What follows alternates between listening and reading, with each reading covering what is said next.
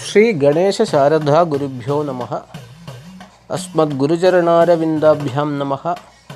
आदित्यादि नवग्रह देवताभ्यो नमः। Here the 13th chapter Chandragraha Yoga of Horashastra Brahajataka.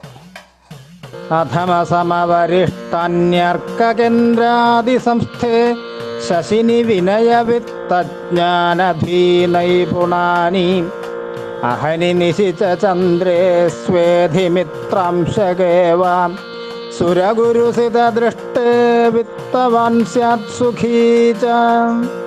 अधमसमवरिष्टान्यर्ककेन्द्रादिसंस्थे शशिनि विनयवित्तज्ञानधीनैपुणानि अहनि निशिच चन्द्रे स्वेधिमित्रांशकेवा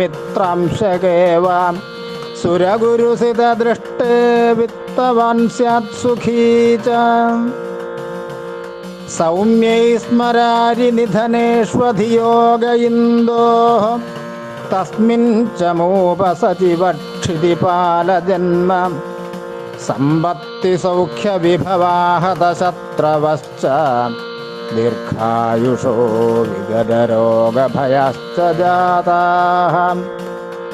सौम्यै स्मरारिनिधनेष्वधियोग इन्दोः तस्मिन् च मूपसचिवक्षितिपालजन्म सम्पत्तिसौख्यविभवाहतशत्रवश्च दीर्घायुषो विगतरोगभयाश्च जाताः।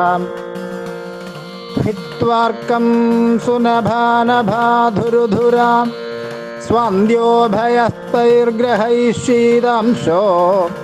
कथितोऽन्यथा तु बहुभिः केमद्रुमोऽन्यैस्त्वसौ केन्द्रे शीतकरेऽथवा ग्रहयुधे केमद्रुमो नेष्यते। केचित् केन्द्रनवांशकेषु च वदन्ति उक्तिप्रसिद्धा न ते। हित्वार्कं सुनभानभाधुरुधुरा स्वान्द्योभयस्तैर्ग्रहैः कथितोऽन्यथा तु बहुभिः केमद्रुमोऽन्यैस्त्वसौ केन्द्रे शीतकरेऽथवा ग्रहयुधे केमद्रुमो नेष्यते। केचित् केन्द्रनवांशकेषु च वदन्ति उक्तिप्रसिद्धा न ते। त्रिंशत्स्वरूपा सुनभानभाख्या षष्टित्रयं धौरुधुरा प्रभेदाः इच्छाविकल्प्यै क्रमशोभनीया नीते निवृत्तिः पुनरन्यनीतिः। त्रिंशत्स्वरूपा सुनभानभाख्या षष्टित्रयं धौरुधुरा प्रभेदाः इच्छाविकल्प्यै क्रमशोभनीया नीते निवृत्तिः पुनरन्यनीतिः। स्वयमधिगतवित्तपार्थिवस्तल्समो वा भवति हि सुनभायां धीधनख्यातिमांश्च प्रभुरगदशरीरः शीलवान् ख्यातकीर्ति विषयसुखसुवेशो निर्वृतश्च नभायाम्।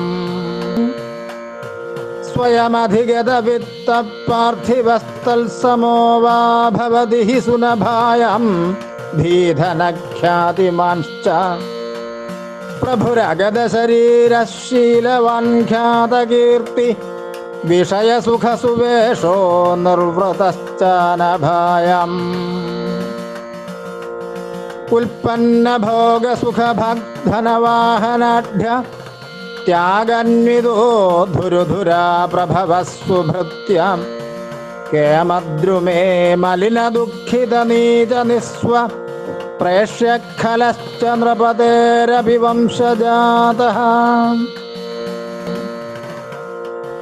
उत्पन्नभोगसुखभग्धनवाहनाढ्य त्यागन्विदो धुरुधुरा प्रभवः सुभृत्यां केमद्रुमे मलिनदुःखितनीचनिस्व പ്രേഷ്യ ഖലശ്ച നൃപതേരഭിവംശജാതഃ ഉത്സാഹശൗര്യധനസാഹസവാന്മഹീജേ സൗമ്യേ പടുസുവസനോ നിപുണഃ കലാസു ജീവേർത്ഥധർമ്മസുഖഭങ് നൃപപൂജിതശ്ച കാമീ ഭൃഗൗ ബഹുധനോ വിഷയോപഭോക്ത ഉത്സാഹശൗര്യധനസാഹസവാന്മഹീജേ സൗമ്യേ പടുസുവസനോ നിപുണഃ കലാസു ജീവേർത്ഥധർമ്മസുഖഭങ് നൃപപൂജിതശ്ച കാമീ ഭൃഗൗ ബഹുധനോ വിഷയോപഭോക്ത പരവിഭവപരിച്ഛദോപഭോക്ത രവിതനയേ ബഹുകാര്യകൃദ്ഗണേശഃ അശുഭകൃദുടുപൊന്നിദൃശ്യമൂർത്തിർഗളിതതനുശ്ച ശുഭോന്യധാന്യദൂഹ്യം പരവിഭവപരിച്ഛദോപഭോക്ത രവിതനയേ ബഹുകാര്യകൃദ്ഗണേശഃ അശുഭകൃദുടുപൊന്നിദൃശ്യമൂർത്തിർഗളിതതനുശ്ച ശുഭോന്യധാന്യദൂഹ്യം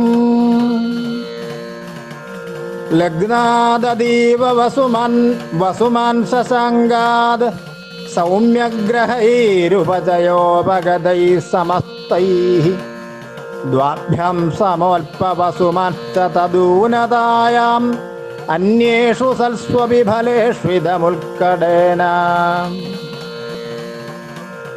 ലഗ്നാദീവ വസുമാൻ ശശാങ്കാദ് സൗമ്യഗ്രഹൈരുപചയോപഗതൈः സമസ്തൈः ദ്വാഭ്യാം സമോൽപവസുമാശ്ച തദൂനതായാം അന്യേഷു സൽസ്വവിഫലേഷ്വിദമുൽക്കടേന.